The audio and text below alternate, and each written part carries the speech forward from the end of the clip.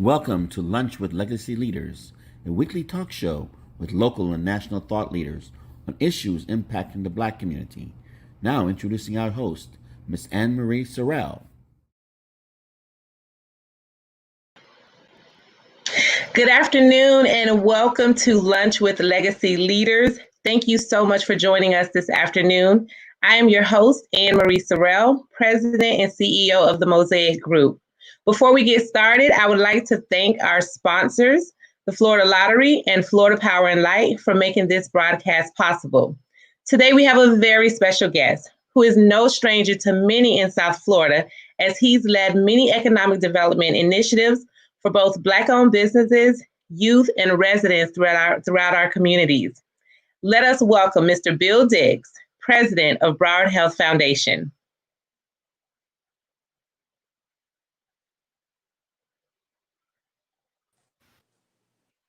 How are you, Anne Marie? Good to see you again. I am wonderful. It's so great to see you, my friend. It has been a while. You know, it has, as a matter of fact. I'm not going to say how long it's been because I ended up telling my age. It's been a long time. Our old friends, it's always great to speak to you. Absolutely. So I'm going to get started. For those who are not familiar with you, Bill, I'm just going to go over your bio and it's a pretty impressive bio.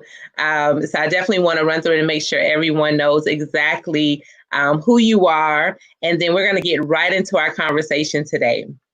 So for those thank you. For those who don't know Bill Diggs is the president of Broward Health Foundation, the fundraising arm of Broward Health, one of the largest public health care systems in the nation. In his role, Bill oversees the foundation's fund development, major gifts, annual giving, special events, and all capital campaign initiatives. Previously, Bill was president of the Mourning Family Foundation, and prior to that, served as president and CEO of the Miami-Dade Chamber of Commerce.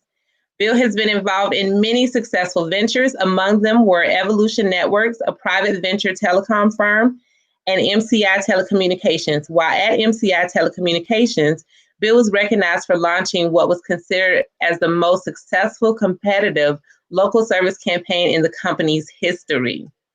Bill is a board member of the Greater Miami Conventions and Visitors Bureau, which we had Connie Kennard on last week, the Black Hospitality Initiative, the Children's Trust, Career Source South Florida, and the board chairman for KIP Miami.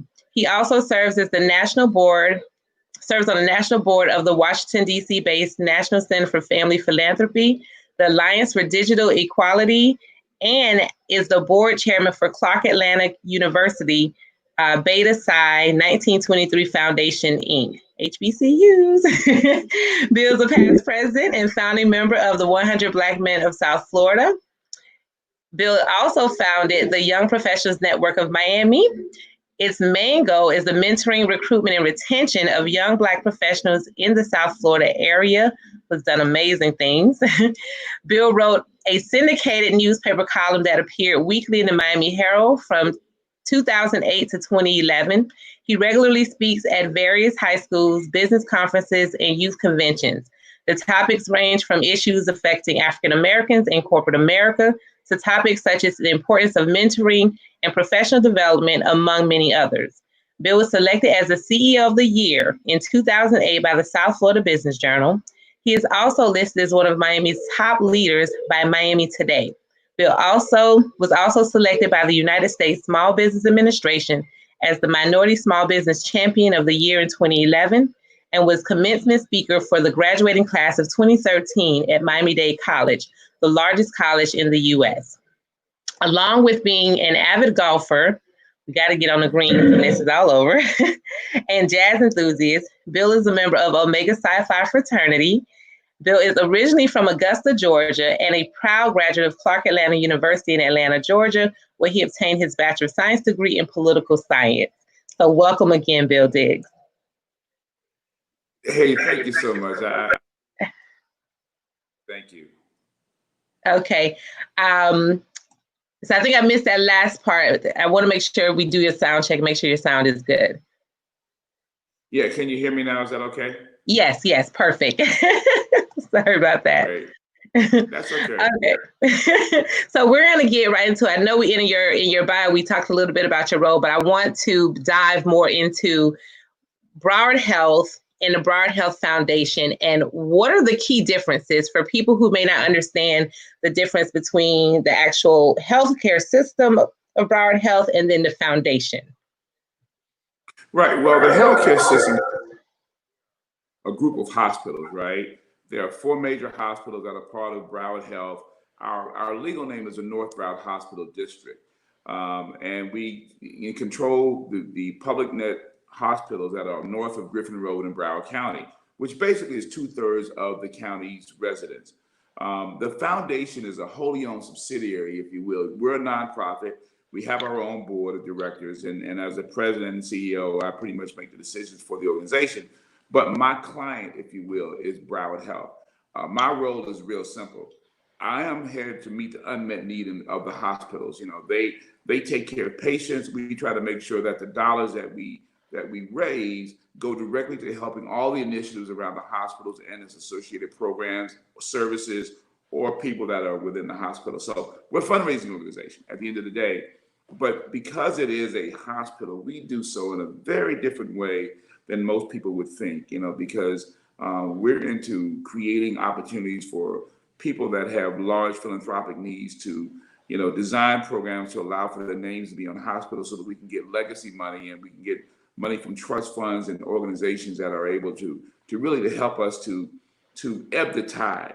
Because at the end of the day, as a public safety net hospital, you know, as much as we're a world-class organization, you know, we take care of people that need our help. And sometimes they can't afford, you know, the experience of coming to a hospital if something's bad happened to them. So our role is to try to raise money, you know, to kind of be that safety net for our hospitals. Wow.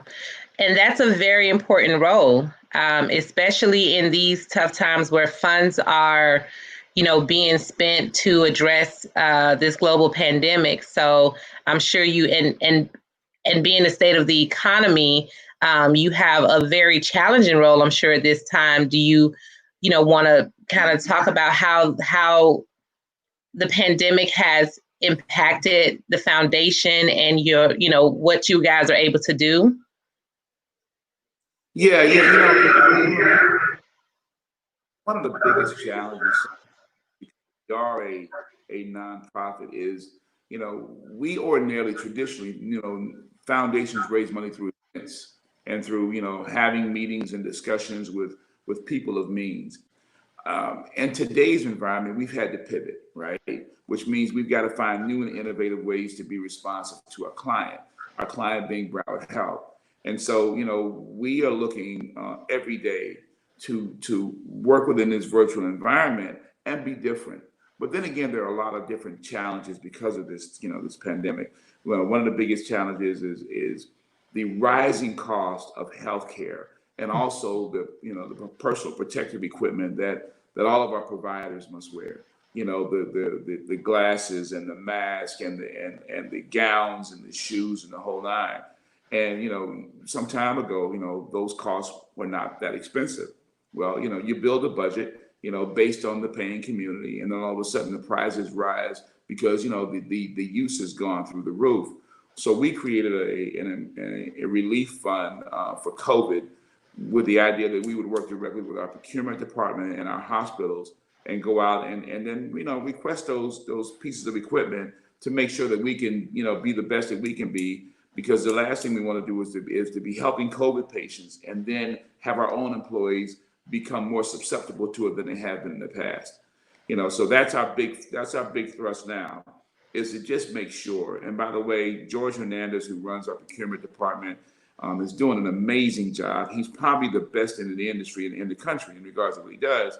You know, but at the end of the day, we want to be a resource to him, as well as to, you know, Gino Santorio, who's our CEO, and the rest of the folk, so that we can continue to help people understand that we're using a lot of this because there's a lot of need. Absolutely. So let me ask you this specifically, as we address some of the disparities in the Black community. And I believe that COVID has really shine some light nationally and globally on these disparities that they're not new disparities. They're disparities that our communities have been battling for years with the high rates of diabetes, hypertension, various cancers, HIV. So now it's like been brought more so to the forefront, and this virus is literally devastating our communities. What role do you see the foundation playing in helping Broward Health address these disparities and just the immediacy of what's happening with COVID? Yeah, well, so our birthright as an organization, right? You know, Broward Medical Center and North Broward Hospital District has been around since the 30s and 40s. We are considered, you know, a public safety net hospital, which basically means that while everybody else is new to this game in regards to dealing with disparity and diversity, it's a part of our culture. As an organization, we've always been on the forefront of this as an issue because, again, like I said before, 2/3 of the residents that live in Broward County come to us. And by the way, many of them look like you and I. So, you know, we've been dealing with these issues for a long, long time. Our partners, not so much. So we are considered, if you will, the subject matter expert with dealing with issues, you know, that happen. Because now, mind you, not only do we have our hospitals, we have these community service centers, these clinics that exist throughout Broward County. You know, like Annie L. Weaver and the Core Brain Center. So what ends up happening is we provide services, not only medical, but dental as well, to this urban community, you know, people that are really experiencing these issues around poverty and those types of things. So we do it better than anybody else. And because of that, our foundation is very sensitive to that. So when we go out and we raise money, we understand that the dollars that we're raising are going to go to help the least of us. And now the beautiful thing about that is this, Anne-Marie, because we do that, the folk that work in our hospitals, our doctors and nurses, if you will, are best in class because you can't come to us and not have us to be concerned because we've seen all of it before, right? We understand foot ailments and ulcers and high blood pressure, and we understand all the different maladies that come with individuals that are coming from food deserts, right? You know, so much so that we've even, you know, partnered at one point, you know, with Publix to have them to open up a couple of their places early so that our employees could go and get service because, you know, when the day starts and it's tough.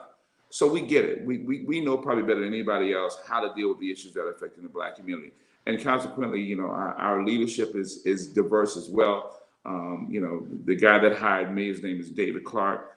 He's a senior vice president. He runs operations for all of Broward Health. And so him and our boss, Gino Santorio, understand that, you know, diversity in the executive ranks is as important as anything else because, you know, we want to go out and we want to recruit and, you know, people have to be comfortable that the environment they're going to come into, you know, is satisfying to them based on their own culture. Do you think that, so with the movement and push that has come from the protests of the death of George Floyd, corporations now saying they want to give more money, they want to get involved. Do you think that as a result of those protests, that this presents an opportunity for, say, Broward Health Foundation to have more strategic partners who are willing to not only make a corporate statement, but to partner with an entity like yours to fund and help address these health disparities? Do you think this presents an opportunity for that? Well, I think that from a long perspective it does, but you have to understand, I mean, that as an organization who has a very staid business plan, you know, we're not looking for these one-shot marbles, right? We want to make sure that our solutions that we provide, you know, have long-term impacts and effects. And we've even started down that road ourselves by taking a look internally and doing a survey among our employees and asking them, hey, what do you think? Because at the end of the day, you know, I'm a 58-year-old Black man. I've been living this truth, being from the South my entire life. But with the new employees that we have in this new environment, we want to make sure that as we build our programs, we do it from the inside out.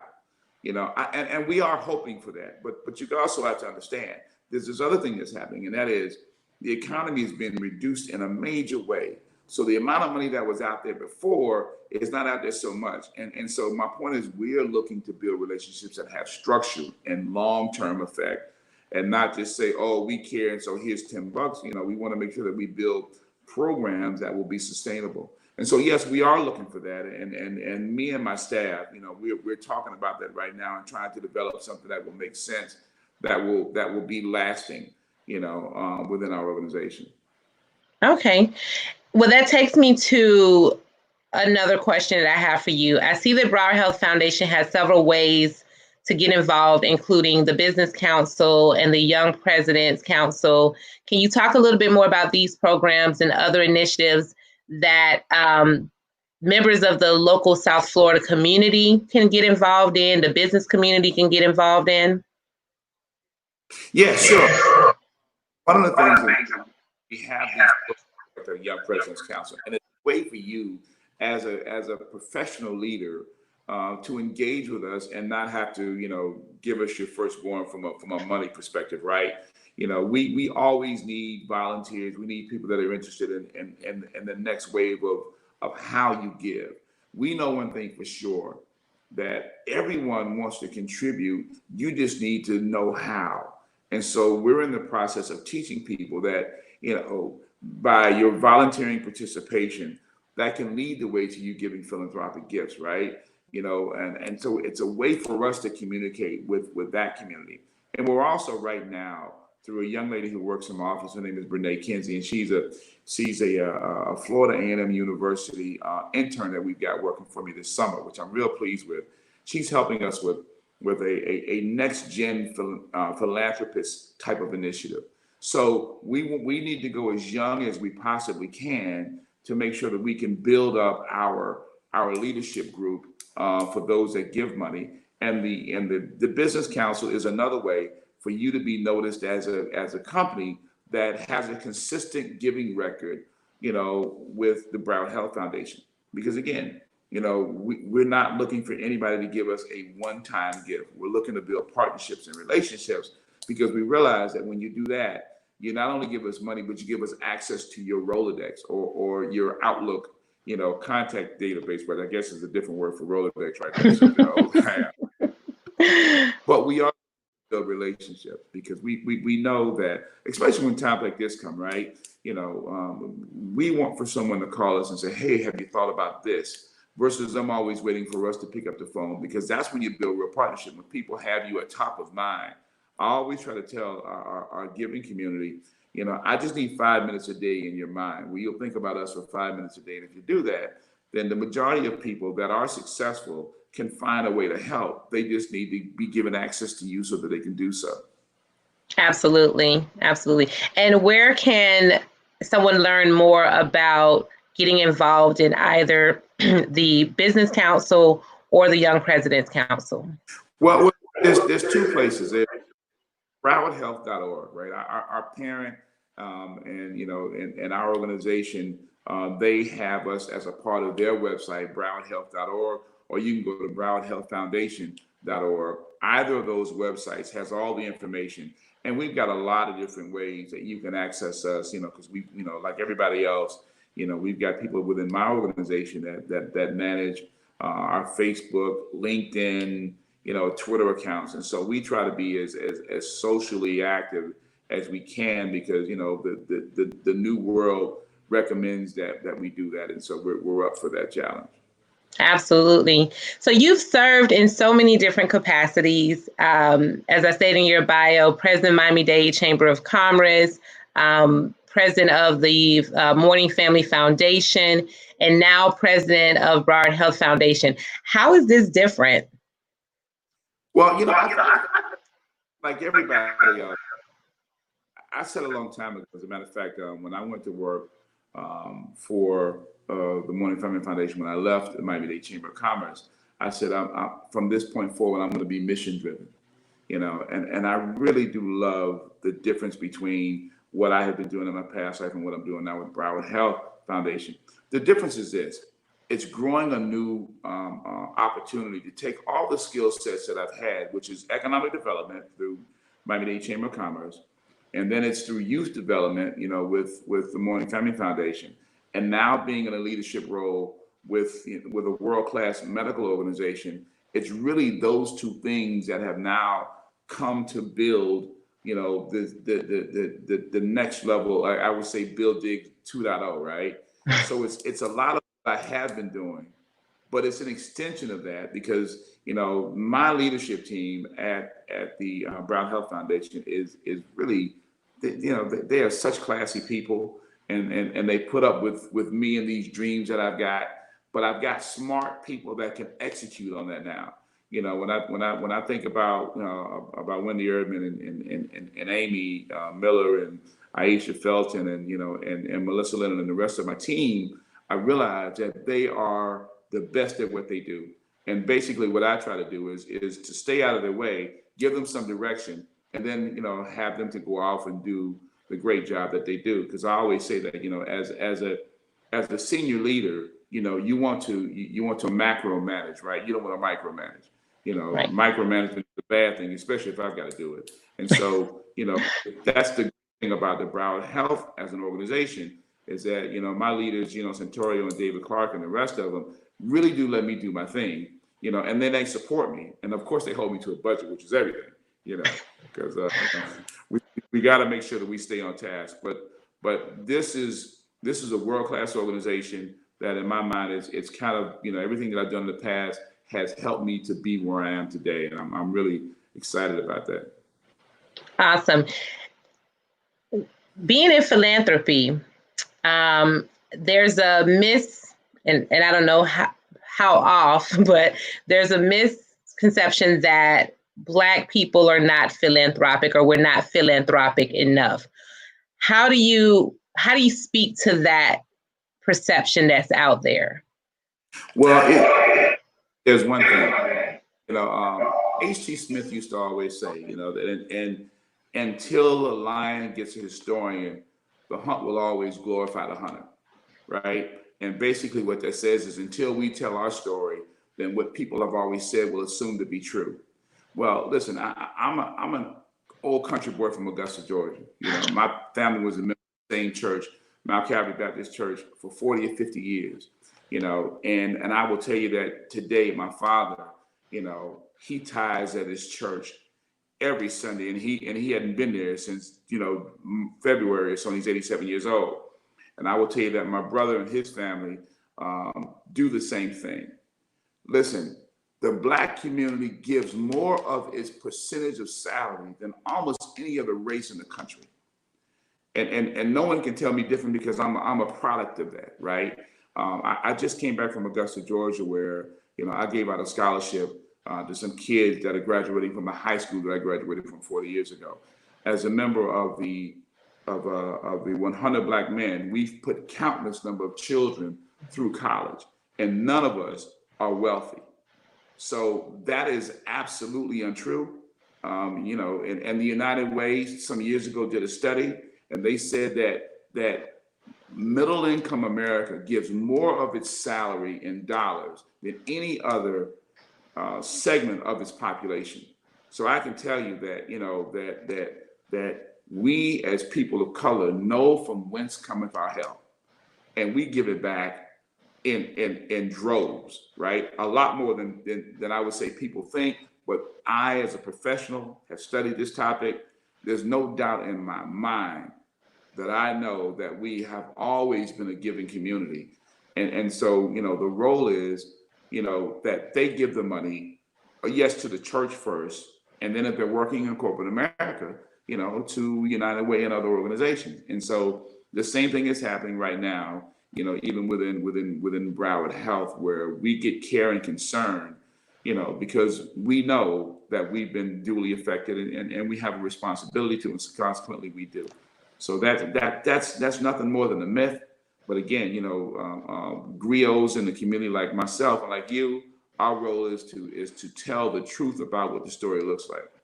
Absolutely, which is why I wanted to pose that question, because it's definitely, I've heard it And I always have to defend it and say, no, that is not true. We do give. We give in so many different ways, from our time to our to our money and resources.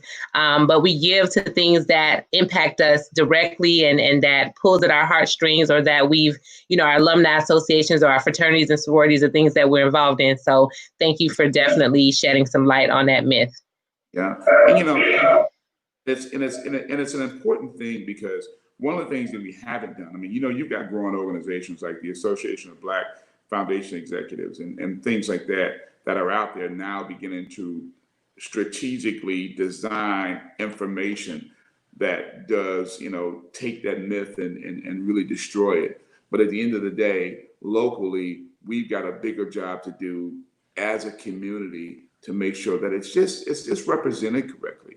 I don't feel bad about that as a myth. I will tell you that my role as one of the leading people within foundation work is just to make sure that, and then when you answer the question, I've got an answer for it. And if we can do that every day, then I think that then we'll be not only respected, but we'll be understood.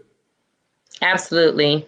And as we draw closer to the end of our segment, there's one final question I want to ask you. It's a loaded question, but so two-part. One is, for those who do want to get involved, because I think a lot of times when it comes to philanthropy, when it comes to serving on boards, the same people get tapped over and over again. All the busy people, all of us busy folks get asked to be on 5,000 different boards. So one is, how do organizations seek out new board members, new donors? And then how do those in the community who are not a part of certain circles or networks get involved to become a philanthropist, to give their time, give their money to causes such as, Broward Health Foundation? Well, it's interesting. I will tell you all the time. They say, if you want, to get something done, give it to a person who's busy. Listen, the biggest job that you have to do as a professional at any level, be it you Black, white, Hispanic, it doesn't matter. You've got to realize that, that your job doesn't end with your paycheck. That, building relationships and building these dynamic opportunities, you got to class out every relationship you've got. I tell young people all the time, I say, if someone gives you a business card, don't just send them an email. Handwrite a letter. Let them know that you're thinking about them, and then put a tickler within your own Outlook calendar and call them within 6 to 8 weeks, and just make sure that you build relationships, and then invite them to dinner. Nothing's going to happen if you do nothing, right? So you've got to figure out how to become active, and if you are a person who's attempting to have a real career, then that career building is something that you need to have at top of mind every day. So I want to say that the same people keep getting tapped because they figured out what the secret sauce, right?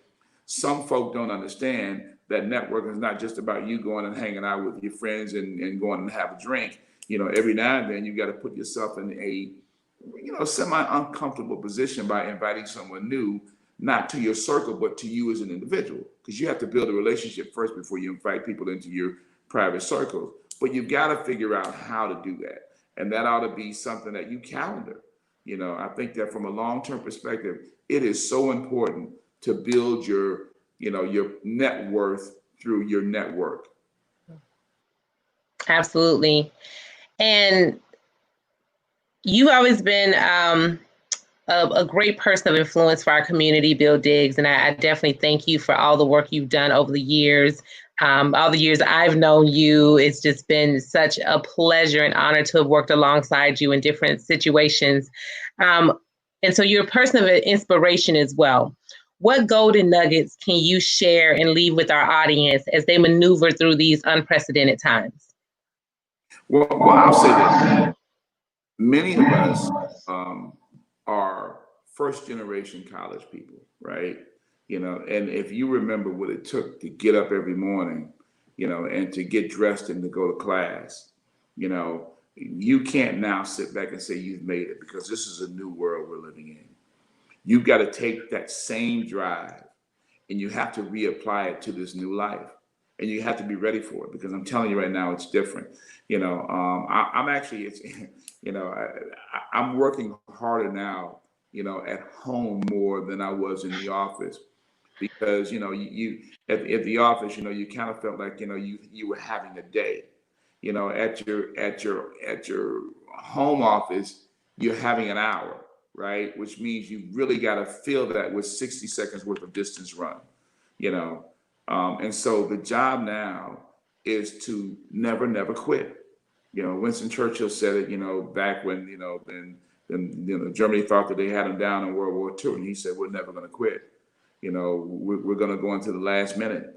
And I think that that's really what this is about. You have to recommit yourself to your goals in life. And by the way, you can reach them.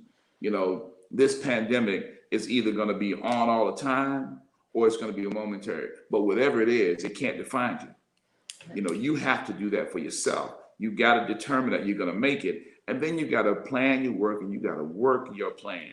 And you can't let anybody get in the way of that. And then, you got to figure out a way to network with other people, because, in order for you can be good by yourself, but you don't want to go a long way. You can be great with other people. You just have to have like-minded folk who get it, and that's why I so admire you, because many, many years ago, you gave me a leadership award, and I thank you for it. As a matter of fact, it was one of the heaviest awards I've gotten. I still have it, and I saw your name on here. I smiled, because that means that you've got that staying power. And that comes by getting up every morning and knowing that you got to be great.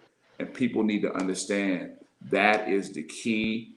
You got to have your own direction. You got to have your own drive. And your job just has to be a byproduct of who you are as a person.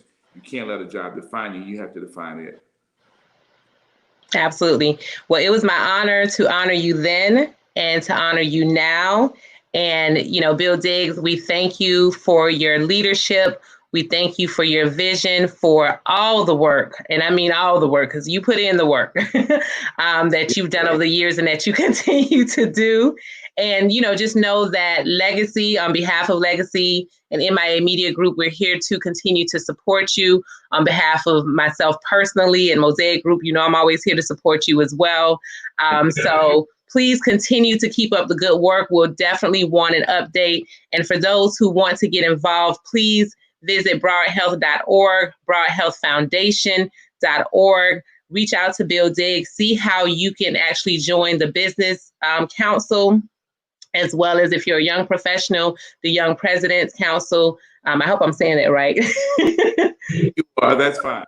Okay, so please get involved. Bill, I want to thank you for joining us. We're going to stay on for a couple of minutes. We're going to just do a couple of announcements, and of course, invite everyone to please share this video. Please mark your calendars for every Thursday at noon.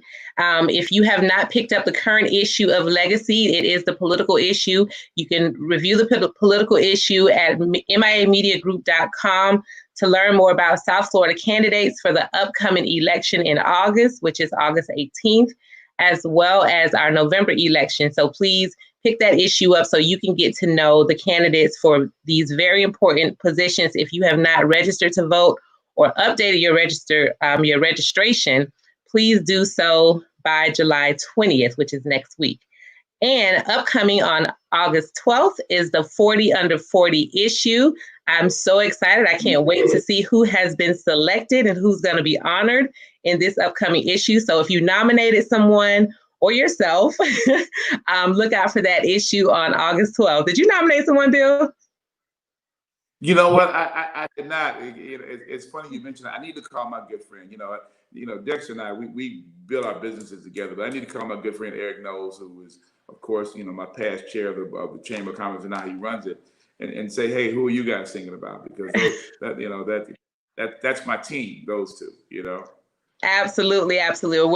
We're so proud of all the work that Legacy has done over the years in really highlighting Black excellence in South Florida. So make sure you guys look out for that issue coming up on August 12th and check out the current issue, which is the political issue.